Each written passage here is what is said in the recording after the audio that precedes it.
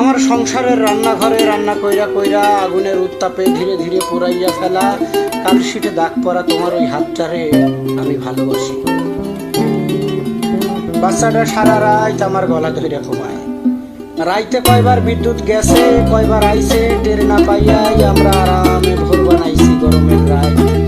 Charger ফ্যানটা তো আমি নিজেই কিনে আনছি। চার্জার ফ্যান তোমার ওই রাত জায়গা থাকা কানে করা পরিবারের পুরানো অ্যালবামে তোমার অনন্ত যৌবনা চেহারাটার দিকে আমি ঘুম মারিয়া তাকাইয়া থাকি। আর ওই জানি হারাই যায়।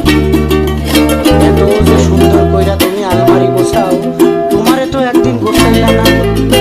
বিছানার চাদর, আলনার কাপড়, কিচেনের র্যাকের থালা বাটি, বাচ্চার বই খাতা, রং পেন্সিল এত যে সাজাইয়া রাখো, তোমারে তো একদিন সাজাইলা না। ছোটবেলায় এখন প্রজাপতি ধরছিলাম আমি। প্রজাপতির পাখার রং আমার হাতের আঙ্গুলগুলায় যখন লাইগা গেল, তখন আমি বুক ভরা মায়া নিয়ে তাকাইয়া দেখি প্রজাপতির পাখার রং আমার হাতটারে রাঙাইছে ঠিকই, কিন্তু ওর পাখাটা আর আগের মতো রঙিন নাই।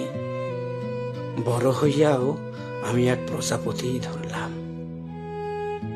ছোটকালে রাইতের বেলায় না বুঝা জোনাক পোকা ধইরা আমি ক্যামেরার দোকান থেকে চাইয়া নেওয়া হাইপোর সাদা কৌটায় ভইরা রাখতাম। জোনাক পোকাগুলা সারা রাইত আলো দিয়া দিয়া এককালে ক্ষান্ত দিত শীত হইয়া উল্টাইয়া মরার মাধ্যমে। বড় হইয়াও আবার আমি এক জোনাক পোকাই ধইরা আনছি।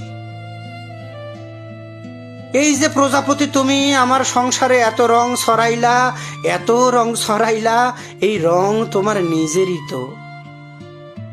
সংসার আমার হাইপোর সাদা কৌটা, এই যে জোনাক, তুমি আমার সংসারে এত আলো ছড়াইলা, এত আলো ছড়াইলা, এই আলো তোমার নিজেরই তো।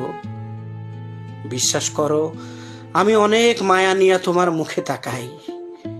আমি অনেক মায়া নিয়া তোমার মুখে তাকাই আর ভাবি, একটা মাত্র মশারির চারটা কোনা, একটা বউ একা একা কেমনে টানায়।